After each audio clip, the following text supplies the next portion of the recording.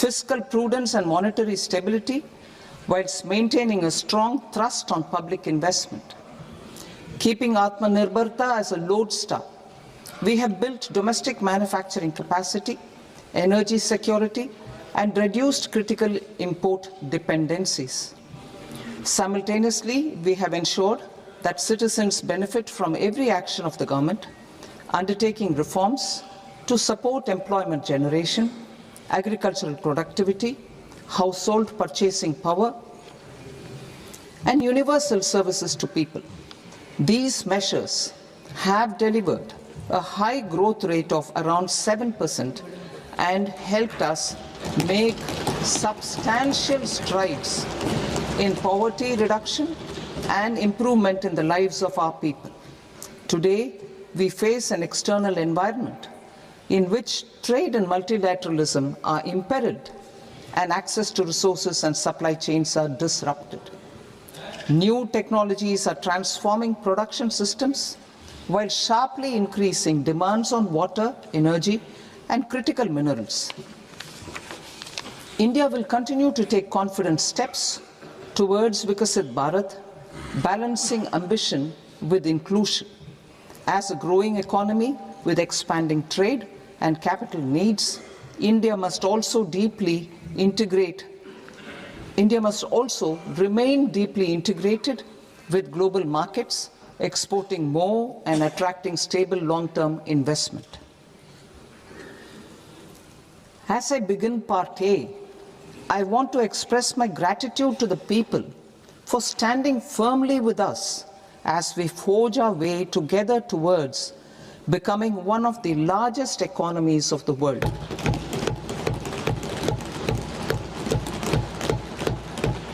Our aim is to transform aspiration into achievement and potential into performance as we ensure that the dividends of growth reach every farmer, the scheduled caste, the scheduled tribes, the nomads, the youth, the poor, and the women.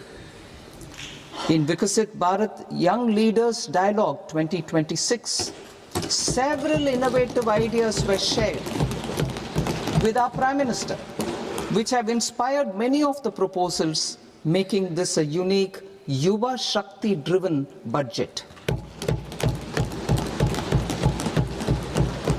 Our government's sankalp is to focus on our poor, underprivileged, and the disadvantaged. To deliver on this sankalp, and given that this is the first budget prepared in Kartavya Bhavan, we are inspired by three Kartavya. Our first Kartavya is to accelerate and sustain economic growth by enhancing productivity and competitiveness and building resilience to volatile global dynamics. Our second Kartavya is to fulfill aspirations of our people and build their capacity, making them strong partners in India's path to prosperity.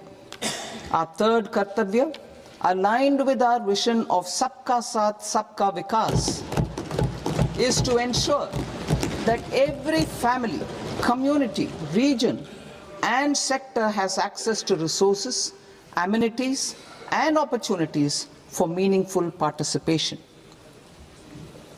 This threefold approach requires a supportive ecosystem. The first requirement is to sustain the momentum of structural reforms, continuous, adaptive, and forward-looking. Second, a robust and resilient financial sector is central to mobilizing savings, allocating capital efficiently, and managing risks. Third, cutting-edge technologies, including AI applications, can serve us as force multipliers for better governance.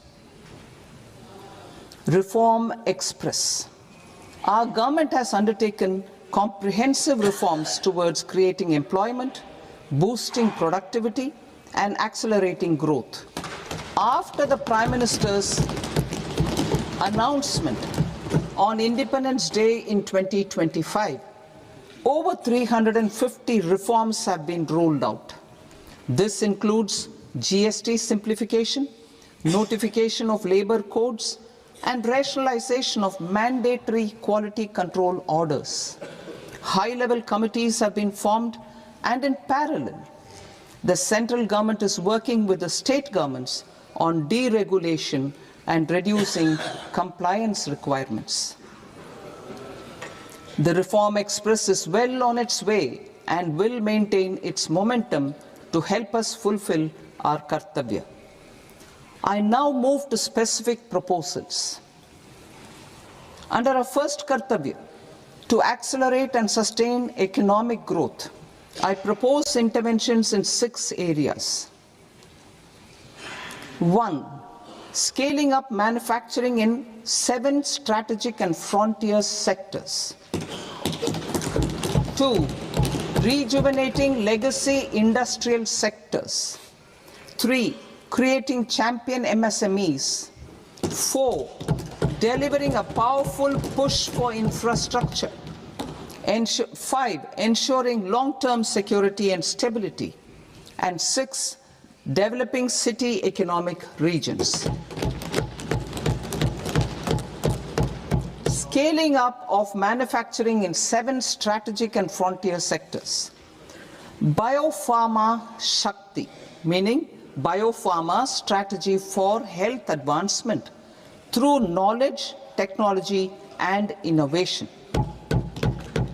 India's disease burden is observed to be shifting towards non-communicable diseases like diabetes, cancer, and autoimmune disorders. Biologic medicines are key to longevity and quality of life at affordable costs. To develop India as a global biopharma manufacturing hub,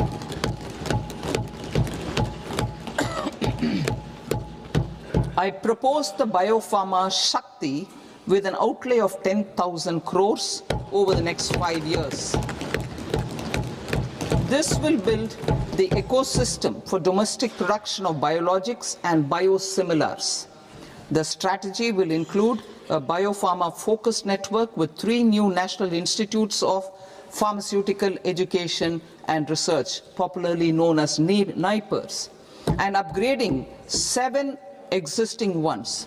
It will also create a network of 1,000 accredited India clinical trials sites.